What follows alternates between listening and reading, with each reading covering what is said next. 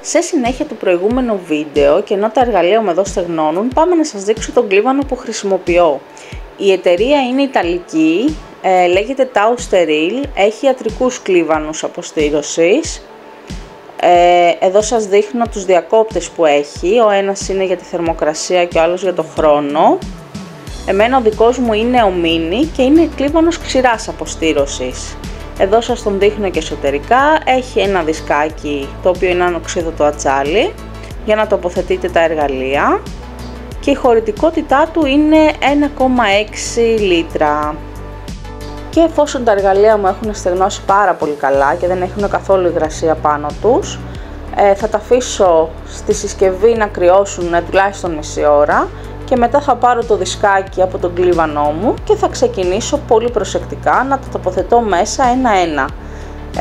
Εννοείται ότι δεν τα αδειάζουμε μέσα στο δισκάκι, δεν τα πετάμε, δεν κάνουμε άγαρμπες κινήσεις, θέλουν πάρα πολύ προσοχή, γιατί ειδικά τα ψαλιδάκια και τα πεντσάκια, λίγο να στραβώσει η μυτούλα, το χάσει στο εργαλείο, δεν φτιάχνει.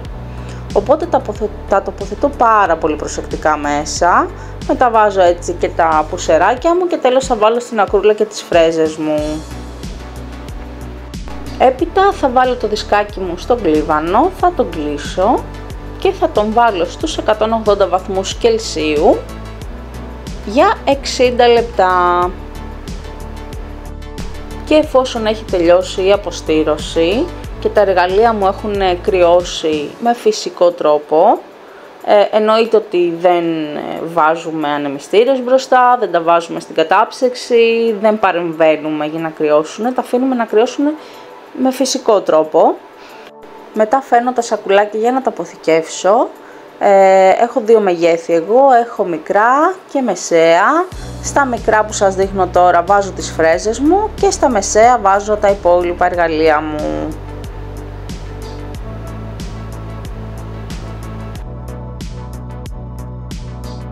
Εδώ σας δείχνω ότι φοράω γαντάκια. Πάντα όλη τη διαδικασία την κάνουμε με γάντια, τα οποία εννοείται τα αλλάζουμε ανάλογα το στάδιο. Δηλαδή δεν θα φυλάξω τα καθαρά εργαλεία με τα γάντια τα οποία τα έπλυνα, εννοείται. Εδώ σας δείχνω το σετάκι που έχω φτιάξει με τις φρέζες. Είναι μία φρέζα αφαίρεσης και μία φρέζα φλόγα για τα υπονύχια. Θα τα βάλω στο σακουλάκι μου, θα βγάλω το αυτοκόλλητο, θα το κολλήσω και θα είναι έτοιμο για αποθήκευση.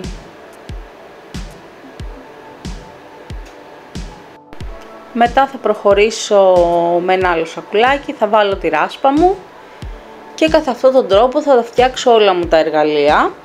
Θα φτιάξω δηλαδή σετάκια. Ουσιαστικά θα βάλω ένα ψαλιδάκι με ένα πούσερ για να τα έχω έτοιμα για μανικιούρ και θα φτιάξω και άλλα σετάκια τα οποία θα είναι μία πένσα με ένα εξολκαία αντίστοιχα για το πεντικιούρ και καθ' αυτόν τον τρόπο θα τα αποθηκεύσω μετά στα σιτάρια. Αυτό λοιπόν ήταν το βίντεο της αποστήρωσης, ελπίζω να σας άρεσε.